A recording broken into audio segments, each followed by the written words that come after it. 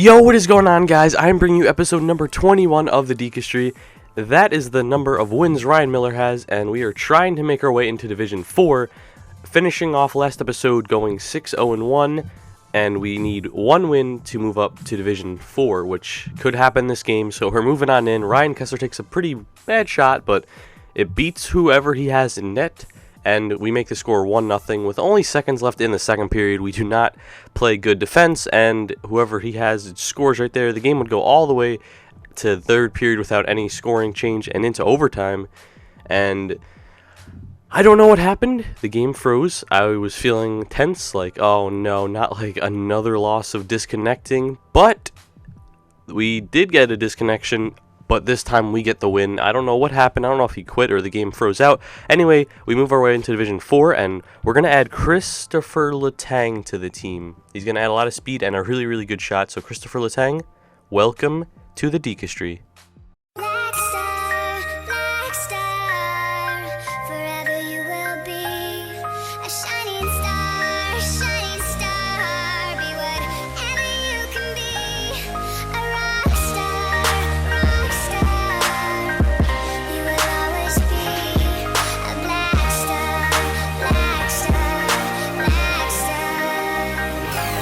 Yo, I've been rapping for a year now and I feel so free. Swear I'm never gonna stop until I'm winning Grammys. And even when I do, I'ma keep pursuing this dream. You know my homies got my back. Yeah, I got the realest team A. Sorry mom and dad, no y'all ain't in agreement with the life that I have chosen. Getting faded, making music, but I'm here to make a change. Spread my message to the world. See, I can spit about the war on my future baby girl. Cause yes, I'm way below par, reppin' QC Canada, I bet you can check my stamina. But I wanna be in London, interviews, hype shows, and I fly off to Australia with the kangaroos, and I'm the real.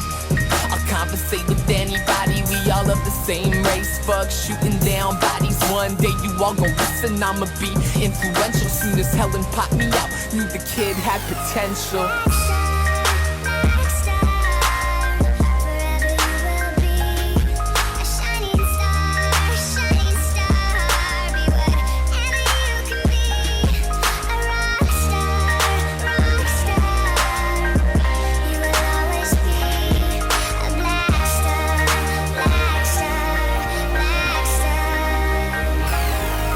To those who showing love, just know I send it right back by FedEx, just so I know y'all get it real fast. Yes, the route I've chosen's real cold, no opposite of July. Certain people wanna bring you down, World War II, but I tend to stay focused like a conscientious student. Never gonna let y'all get to me.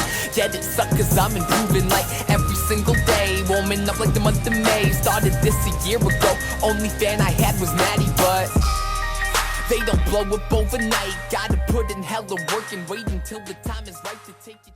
So we are finally in Division 4, trying to make our way up to Division 1.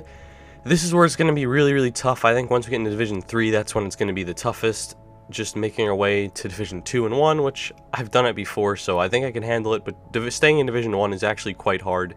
Just depends how I'm feeling with my team and who I'm going up against, but the main part is how I'm playing with my team. And right now, as you can see, I'm playing pretty good with my team, and I'm happy about that. But we decided to add Christopher Letang to the team because I feel like I've used him before, I used him last year and the year before that. He's probably the most agile defenseman I've used. He's just, the way how he turns and how like fast he can go back and all this stuff like that, I feel like he's probably the best there is. He's really, really quick, and he has a really good shot. He's got speed too, just his hitting is not the best, and I don't know about how good his defense is, but I think he's got a pretty good poke check, but I'm just talking about because he's pretty small, that's why his defense doesn't really look so good. But anyway, we have a 3-1 lead with a penalty trying to kill, and we get a breakaway, which kind of stops it, but we still end up scoring there, making it 4-1. Same exact play right after that, right after we score. McDavid gets a nice little breakaway, goes backhand, scores.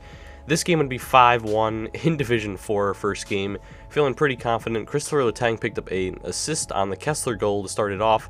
So congrats, Letang, on your first point. As well as this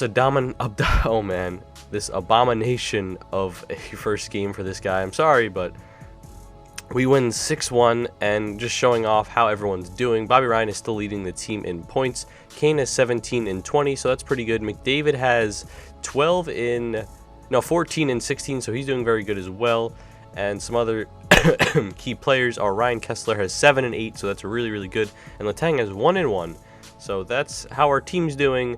I'd say it's doing pretty good, and Miller is really good, but again, it's kind of hard to see his stats considering how most of those losses are not actually losses. But we do decide to play another game, and this time a 17 and 3 goalie, which that's really, really good. Again, our goalie's probably somewhat similar to that, but he's probably got 3 or 4 more losses and probably 10 more wins or 15 more wins. But just how he's 17 and 3, no one's ever quit on him, is either making me think that he just barely gets away with wins, or he's just playing people who don't quit. But as you can see, Ryan Miller has 12 losses, and I'd say about 8 or 9 people have quit on me. So yeah, anyway, we go into this game, and I was not feeling too confident because at 17 and 3, and to start off the second period, we go down 1-0. So just this game was fun, but it was frustrating. We couldn't get anything on the board, but we're not giving up anything besides that one goal.